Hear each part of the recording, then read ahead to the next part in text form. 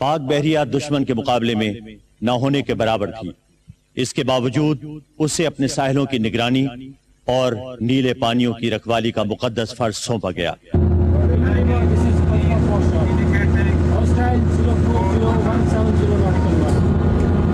Target bearing 140. Brake restricted. Full stop. Alert, full stop. Commander Pakistan flat کو حکم ملا کہ 19ویں صدی کے سومناتھ بھارتی بحریہ کے مضبوط قلعے دوارکا کی اینٹ سے اینٹ بجا دی جائے. Task group comprising units PNS Babar, Khyber, Badr, Jahangir, Alamgir, Shah Jahan and Tipu Sultan are to be in position 293 degrees 120 nautical miles from Dwarka Lighthouse by 071830 September with maximum power available.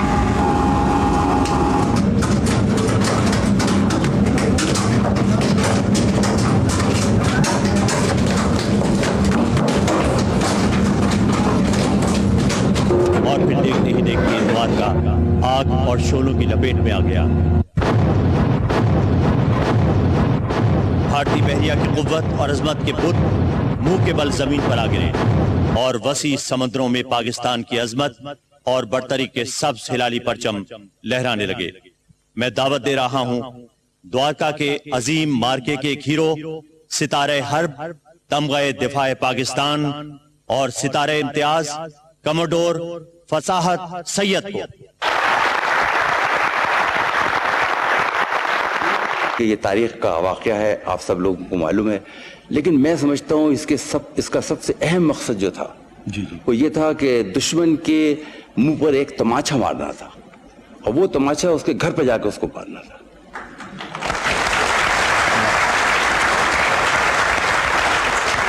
اور ہم کو امید یہ تھی کہ اس کی بنا پر دشمن شرم کرے گا اور شاید اپنی بامبے اور کوچین کی بندرگاہوں سے باہر نکل کر ہمارے ساتھ نبرد آزما ہوگا، چونکہ ہم انتظار سے تھک چکے تھے. 8 بجے سے آپ کہہ سکتے ہیں یا 6 بجے سے آپ کہہ سکتے ہیں کہ آپریشن دوارکا شروع ہو چکا تھا. اچھا. کمپلیٹ تاریکی تھی سمندر کے اوپر، آسمان جو تھا وہ بادلوں سے، نچلی سطح کے بادلوں سے ہٹا ہوا تھا، نہ چاند نظر آتا تھا نہ تارے نظر آتے تھے، اور پاک بحریہ کے جہاز بھی بالکل بلیک آؤٹ کی حالت میں تھے. 12:24 کے اوپر میں نے کمنس آپریشن سومناتھ، جو کہ اس کا کوڈ ورڈ تھا، وہ آرڈر دیا، اور یکدم پاک بحریہ کی ساری توپوں نے بمبارمنٹ شروع کر دیا. اس بمبارمنٹ میں صرف 4 منٹ لگے، لیکن ان 4 منٹ کے اندر 350 گولے پاک بحریہ کے ہندوستان کی زمین کے اوپر پھٹ چکے تھے.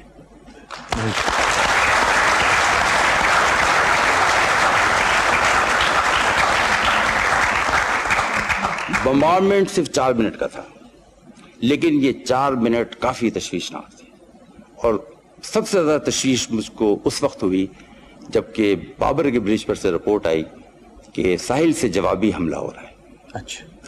اور انہیں توپوں کی چمک دیکھی ہے فائر کرتے ہوئے. میں فوراً چھوڑ کے آپریشنز روم کو دوڑ کے برج پہ گیا، اور برج پہ جا کے میں نے خود جائزہ لیا، تاکہ میں نے کہا اس کے لیے میں لاہ امر جو ہے وہ معین کر سکوں، اس کو مجھے خود دیکھنا چاہیے. بہت تیز گیا میں، اور کوئی قریب سمجھیے آپ 30 سیکنڈز کے اندر میں اوپر پہنچ گیا تھا.